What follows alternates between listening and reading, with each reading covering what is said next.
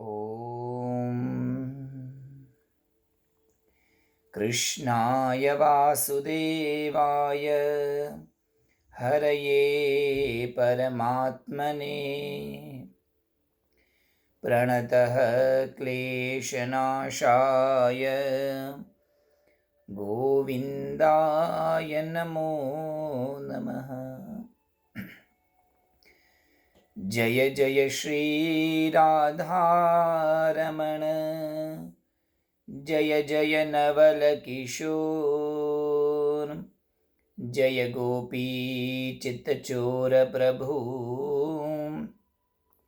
जय जय माखन चोर। लक्ष्मीं क्षीरसमुद्रराजतनयां श्रीरङ्गधामेश्वरीं दासीभूतसमस्तदेववनितां लोकैकदीपाङ्कुरां श्रीमन्मन्दकटाक्षलब्धविभवब्रह्मेन्द्रगङ्गाधरां त्वां त्रैलोक्यकुटुम्बिनीं सरसिजां वन्दे मुकुन्दप्रियां। परमादरणीय आप सब के हृदय में विराजमान श्री परमात्मा के चरणों में प्रणाम करते हुए आप सबको बहुत श्रद्धा भाव से वंदन और प्रणाम। सज्जनों, आज संध्या वंदनोपरांत कुछ स्वाध्याय करते हुए एक बहुत ही सुंदर श्लोक का एक विचार मन में आया, तो मैंने सोचा ये सुंदर शुभ विचार आप तक पहुंचा दूं। और वैसे भी महालक्ष्मी का एक बहुत सुंदर उत्तम उत्सव और त्योहार धनत्रयोदशी और दीपावली आ रही है, तो ये विचार भी कुछ उसके अनुकूल था। सज्जनों, संस्कृत में हर एक शब्द के पीछे बहुत सारे अर्थ होते हैं। एक शब्द का शब्दार्थ होता है, भावार्थ होता है, गूढ़ार्थ होता है, तात्पर्यार्थ होता है, बहुत रीति से उसके अर्थ किए जाते हैं। एक शब्द के कई अर्थ होते हैं। उसी तरह हमारे संस्कृत में भी एक श्लोक के बहुत सारे अर्थ होते हैं। आज एक श्लोक जो आप सबको आता है, ऐसे ही एक श्लोक का बहुत सुंदर अर्थ दिमाग में आया, तो सोचा आप तक पहुंचाऊं। सज्जनों, कुछ ही दिन में धनत्रयोदशी आ रही है, दीपावली आ रही है। और जैसा कि हम सबको ये बात विदित है कि इन धनत्रयोदशी के दिन हम लोग महालक्ष्मी का पूजन करते हैं। दीपावली के दिन भी महालक्ष्मी का पूजन करते हैं, माँ की आराधना करते हैं, पूजा करते हैं। हर कोई व्यक्ति चाहता है कि महालक्ष्मी मेरे घर में स्थिर हो जाए और स्थापित हो जाए। परंतु जैसा कि हम जानते हैं, हमारे संस्कृत में, हमारे शास्त्रों में लिखा गया है, लक्ष्मी स्तोय तरंग भंग चपला विद्युच्चलम जीवितम। लक्ष्मी तो चंचला है, ज्यादा कहीं रुकती नहीं है। हाँ, परंतु कई ऐसी जगह बताई गई है हमारे शास्त्रों में जहां लक्ष्मी नित्य निवास करती है। तो एक ऐसे ही बात सुंदर, सबसे पहले ये बात समझिए कि लक्ष्मी शब्द का अर्थ क्या है और महालक्ष्मी की पूजा धनत्रयोदशी के दिन ही क्यों होती है। तो सज्जनों, हमारे शास्त्रों में महालक्ष्मी के कई रूप बताए गए हैं। अलग अलग रूपों का प्रागट्य, अलग अलग रूपों का आविर्भाव अलग अलग दिनों में हुआ है। इसलिए बहुत सारे मत मतांतर है। कई अलग अलग दिनों में महालक्ष्मी का प्रागट्य हम मानते हैं। उसमें से एक मत यह है कि धनत्रयोदशी के दिन महालक्ष्मी समुद्र में से प्रकट हुई थी। और भी कई मत मतांतर है, उस विषय में हम नहीं जाएंगे। परंतु एक मत के अनुसार धनत्रयोदशी के दिन महालक्ष्मी का प्रागट्य क्षीर समुद्र से हुआ था। समुद्र मंथन करते समय महालक्ष्मी अंदर से प्रकट हुई और बाद में महालक्ष्मी जी ने सोचा, मैं कहाँ किसके पास जाऊं, किसका वरण करूं। तो महालक्ष्मी को पाने के लिए कई देवता लाइन में खड़े थे, परंतु महालक्ष्मी ने भगवान नारायण का चयन किया।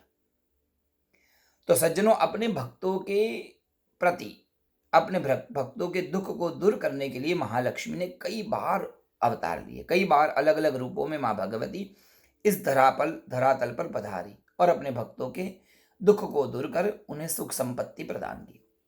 सज्जनों, लक्ष्मी शब्द का अर्थ बहुत सुंदर है, जो हमें हमारे लक्ष्य तक पहुंचा दे। अमी गतौ धातु है संस्कृत में। जो हमें लक्ष्य की ओर ले जाए, जो हमारी गति लक्ष्य की ओर करवाए, उसे महालक्ष्मी कहते हैं। हर एक व्यक्ति के मन में कोई लक्ष्य होता है। दो प्रकार के लक्ष्य होते हैं, एक लौकिक, एक पारलौकिक अथवा अलौकिक। लौकिक लक्ष्य, मुझे ये मिल जाए, मुझे वो मिल जाए, घर मिल जाए, संपत्ति मिल जाए, कुछ बड़े पद मिल जाए, उन्नति हो जाए, बहुत कुछ। पर सब व्यक्ति का परम लक्ष्य होता है मोक्ष की प्राप्ति, परमात्मा की प्राप्ति। तो ये दोनों लक्ष्य तक जो हमें पहुंचाती है वो है महालक्ष्मी। अपने भक्तों को उनके लक्ष्य तक पहुंचाने के लिए महालक्ष्मी ने कई अवतार लिए, परंतु उसमें से जो प्रमुख है वो है 8, जिन्हें हम अष्ट महालक्ष्मी के रूप में जानते हैं। सज्जनों, हम जब हमारे लक्ष्य की ओर जब जाते हैं तो मन में कई बातें होती हैं। हर व्यक्ति अपने लक्ष्य की ओर ही चलता है, परंतु मन में आशा, तृष्णा, अपेक्षाएं बहुत होती हैं। जब तक वो आशाएं, तृष्णाएं, अपेक्षाएं हमारे मन में होती है, तब तक हम उस लक्ष्य को ठीक से देख नहीं पाते। जब अंदर की आशाएं, तृष्णाएं, अपेक्षाएं शांत हो जाती है तो मन लक्ष्य की ओर जाने लगता है। तो हमें उस लक्ष्य तक पहुंचने के लिए मार्ग में क्या क्या चाहिए, उन वस्तुओं को देने के लिए महालक्ष्मी ने 8 रूप धारण किए। हर एक व्यक्ति की अपेक्षाएं, आशाएं और तृष्णाएं इन 8 वस्तु में समाहित हो जाती है। अपने भक्तों को सुख प्रदान करने के लिए सबसे पहले महालक्ष्मी ने त्रयोदशी के दिन समुद्र से अवतार धारण किया। समुद्र से वो बाहर आई, वो है आदि लक्ष्मी।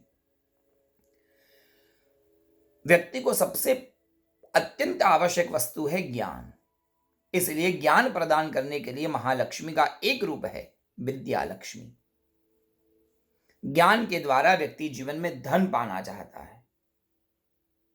सतत हम सब धन की ओर भी जा रहे हैं, इसलिए व्यक्ति को धन प्रदान करने के लिए महालक्ष्मी का दूसरा रूप है धन लक्ष्मी। धन कमाने के बाद में पेट भरने के लिए अन्न चाहिए, तो अन्न प्रदान करने के लिए महालक्ष्मी का तीसरा रूप है धान्य लक्ष्मी। पेट भर गया, परिवार को आगे बढ़ाना है, वंश को आगे बढ़ाने के लिए हमें जीवन में संतान की भी आवश्यकता होती है, जो हमारे वंश को आगे बढ़ाए, हमारी परंपराओं को आगे लेकर चले। इसलिए महालक्ष्मी का एक रूप है संतान लक्ष्मी। संतान प्राप्ति के बाद में कई बार जीवन में बार बार परेशानी आती है, कई बार शत्रु परेशान करते हैं, चाहे वो अंदर के शत्रु हो चाहे बाहर के शत्रु हो।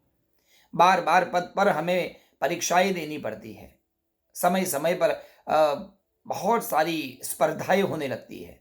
तो उन स्पर्धाओं में, कंपटीशन में जीतने के लिए महालक्ष्मी का एक रूप है विजय लक्ष्मी। शक्ति प्रदान करने के लिए उन्हीं विजय लक्ष्मी का एक नाम है वीर लक्ष्मी।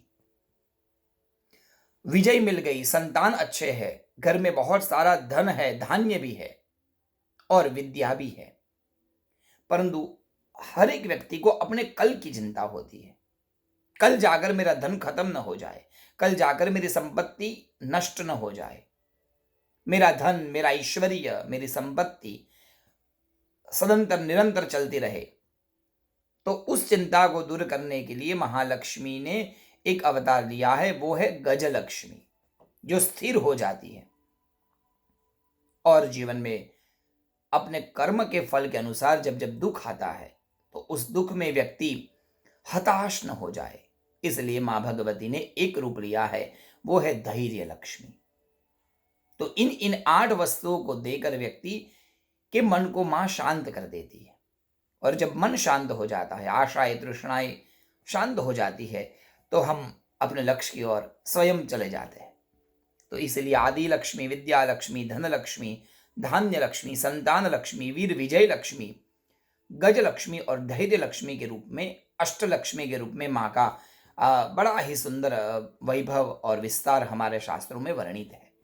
बहुत सुंदर रीति से अष्टलक्ष्मी की पूजा लोग करते भी है। भारत में कई जगह पर अष्टलक्ष्मी के मंदिर भी बड़े प्रसिद्ध है। अब ध्यान देने वाली बात है कि धन त्रयोदशी के दिन महालक्ष्मी का प्रागट्य तो हुआ, पर महालक्ष्मी तो चंचला थी, चपला है, कहीं रुकी नहीं।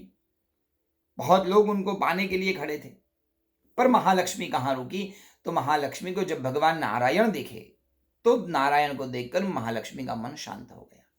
और महालक्ष्मी ने अपने हाथ की जो माला थी, विजय माला, वो भगवान को पहना दी।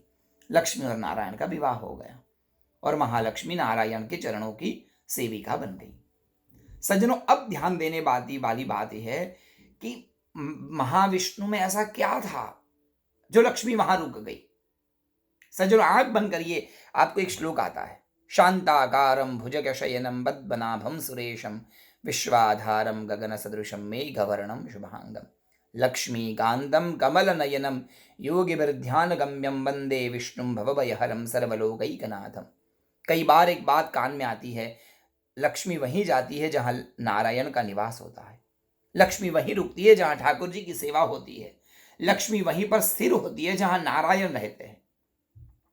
परंतु कभी हमने सोचा कि ऐसा नारायण में क्या है जो लक्ष्मी वहां रुक जाती है? तो सज्जनों, श्लोक पर ध्यान देना। नारायण के इन ध्यान श्लोक में ऐसे कई रहस्यमयी बातें हैं। लक्ष्मी वहीं पर रहती है जहां जहां ये लक्षण होता है। पहला लक्षण, शांताकारम, जिनका मन शांत है, जिनका शरीर शांत है, लक्ष्मी वहां रुकती है। जिनके मन में बहुत ही ज्यादा अपेक्षाएं है, यहां दौड़ना, वहां दौड़ना, ये कर लूं, वो कर लूं, लक्ष्मी उनसे दूर चली जाती है। लक्ष्मी को शांत व्यक्ति बड़े प्रिय लगते हैं। नारायण के पास इसलिए रुक गई क्योंकि वो शांत थे। भुजग शयनम, चाहे कितना भी कष्ट हो, आसपास में चाहे कितना भी विस्मय वातावरण हो, परंतु जिनके मन में धैर्य होता है, जो अपने धैर्य को नहीं खोता, लक्ष्मी वहां रुकती है। सज्जनों, सुख का आना, दुख का आना, ये तो नियति है। बार बार सुख आता है, जाता है, परंतु जो मन से धीर गंभीर रहता है, लक्ष्मी वहां रहती है। पद्मनाभम सुरेशम, जिनकी नाभि में कमल है और कमल में ब्रह्मा जी है। ब्रह्मा जी ये प्रतीक है उत्पत्ति के। ब्रह्मा जी ने इस जगत को उत्पन्न किया है। नारायण की नाभि कमल में ब्रह्मा जी है, अर्थात जिनके अंदर कुछ कर्म करने की, कुछ नया निर्माण करने की शक्ति है, जिसके अंदर नया निर्माण करने की भावना होती है, लक्ष्मी वहां निवास करती है। नारायण के अंदर एक निर्माण की भावना छुपी हुई है, जो ब्रह्मा जी के रूप में हमें दिखाती है। विश्वाधारम, जो समस्त विश्व के आधार है, अर्थात जिनके अंदर विश्व कल्याण की भावना छुपी है, जो केवल स्वार्थी नहीं है, परिवार के बारे में सोचता है, समाज के बारे में सोचता है, इर्द गिर्द रहने वाले मित्र बंधुओं के बारे में, उनके सुख के विषय में जो विचार करता है, सज्जनों, लक्ष्मी वहां रहती है। जो विश्वाधार बनने का संकल्प करता है, किसी के आधार बनने की जिनके अंदर अपेक्षा है, लक्ष्मी वहां निवास करती है। गगन सदृशम, गगन के जैसा जिनका वर्ण अथवा तो रूप है, अर्थात जो सर्वव्यापक है, जिनके अंदर सर्व समानता, सर्वव्यापकता की भावना है। किसी के प्रति न तो क्लेश हो, न जहर हो और न द्वेष की भावना हो, लक्ष्मी वहां रहती है। सर्वव्यापक दृष्टि जिनकी है, जो सभी व्यक्ति को समान रूप से देखता है, ऐसी निष्ठा जिनके अंदर है, लक्ष्मी वहां निवास करती है। मेघवर्णम, महाविष्णु का लक्षण है, जिनका वर्ण, जिनका स्वरूप मेघ, बादल जैसा है। सज्जनों, बादल का स्वभाव है कुछ अपने पास नहीं रखता, स्वयं समाप्त होकर पृथ्वी को तृप्ति प्रदान करता है, बरस जाता है बादल बनकर। ऐसी भावना वाले व्यक्ति के वहां लक्ष्मी रहती है, जिसके अंदर किसी को मददरूप होने की भावना है, जो भले ही स्वयं नष्ट हो जाए पर दूसरों को सुख प्रदान करता है, लक्ष्मी वहां नित्य निवास करती है। शुभांगम, जिनके अंग शुभ है, जिनके शरीर शुभ है, जिनका घर परिवार शुभ है, पवित्र है। यहां शुभ अर्थ का पवित्र कर सकते हैं। जहां पवित्रता है, वहां लक्ष्मी नित्य निवास करती है। गंदे कपड़े, गंदा परिवार, गंदा घर, जहां गंदगी है, जहां अशुभ्रता है, अशुचिता है, लक्ष्मी को वहां अच्छा नहीं लगता। अर्थात वहीं रहती है जहां पवित्र वातावरण है, शुभ वातावरण है। तो ऐसे कई सारे लक्षण, मुझे तो इन श्लोक में से इतना सा मिला। और भी है कमल नयनम, जिनकी दृष्टि शुभ है, जिनकी आंखों में शांति है, द्वेष नहीं है, जहर नहीं है, लक्ष्मी वहां रहती है। और योगी भी ध्यान गम्यम, जिनके अंदर साधना है, योगी भी ध्यान गम्यम अर्थात योगियों भी जिनका ध्यान करते हैं, तो योगी जित जैसी साधना जिनके हृदय में छुपी हुई है, जो व्यक्ति साधना रत रहता है, साधना करता है, लक्ष्मी वहां निवास करती है। सज्जनों ध्यान देना, धन त्रयोदशी आ रही है। धन त्रयोदशी के दिन ये सब बातें बिल्कुल ध्यान रखी जाए। मुझे मेरे परिवार से ये बात मिली है। मेरी मेरी माताजी महालक्ष्मी का, वो वैभव लक्ष्मी का व्रत करती थी। उन पुस्तकों में मैंने सुना है ये बात। लक्ष्मी वहाँ नित्य निवास करती है जहाँ घर पवित्र होता है। लक्ष्मी वहाँ जहाँ द्वेष नहीं है, जहाँ निंदा नहीं है, जहाँ क्लेश नहीं है, जहाँ किसी के बारे में बुरा बोला नहीं जाता, लक्ष्मी वहाँ नित्य निवास करती है। सज्जनों, आने वाला ये धन त्रयोदशी का दिन बड़ा ही पवित्र है। भारत में ये व्रत धन त्रयोदशी शुक्रवार को है, जबकि अमेरिका में गुरुवार को है। एक और बात शास्त्रों में लिखा गया है, आप जहाँ है देश कालो संकीर्त्य, अर्थात जहाँ पर है वहाँ की तिथि और वहाँ के नक्षत्र और वहाँ के मुहूर्त के अनुसार आपको व्रत का आयोजन करना चाहिए। तो जहाँ पर है वहाँ की तिथि के अनुसार को देख के आप पूजा करिएगा। धन त्रयोदशी के दिन आप इन सब बातों का जरूर ध्यान रखें। उस दिन हमारा मन शांत हो, हमारे घर में कहीं कोई क्लेश न हो, किसी के बारे में बुरा न बोला जाए, किसी की निंदा न की जाए, हमारा घर पवित्र हो, विश्व कल्याण की भावना उस दिन हमारे घर हो, हमारे घर जो भी उस दिन आए खाली हाथ न जाए। क्योंकि ऐसा कहा गया है, धन त्रयोदशी के दिन प्रातः काल लक्ष्मी ने जब समुद्र से जब वो बाहर प्रकटी, तो उन्होंने चारों ओर जाना शुरू किया, चारों ओर गई, सोचने लगी मैं वहां कहाँ रहूं, कहाँ रुकूं, कहाँ बैठूं। तो जहां ये सब लक्षण दी कि वहां लक्ष्मी रुक गई। तो एक मान्यता के अनुसार हम ये भी मानते हैं कि धन त्रयोदशी के दिन महालक्ष्मी हर व्यक्ति के घर जाती है।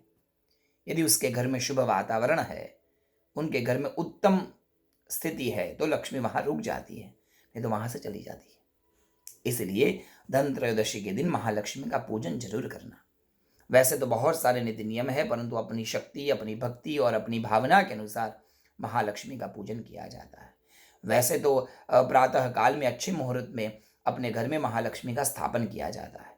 लाल कलर के कपड़े को बिछाकर उस पर स्वस्तिक बनाकर चावल से एक कलश की स्थापना की जाती है। कलश में नारायण का पूजन होता है।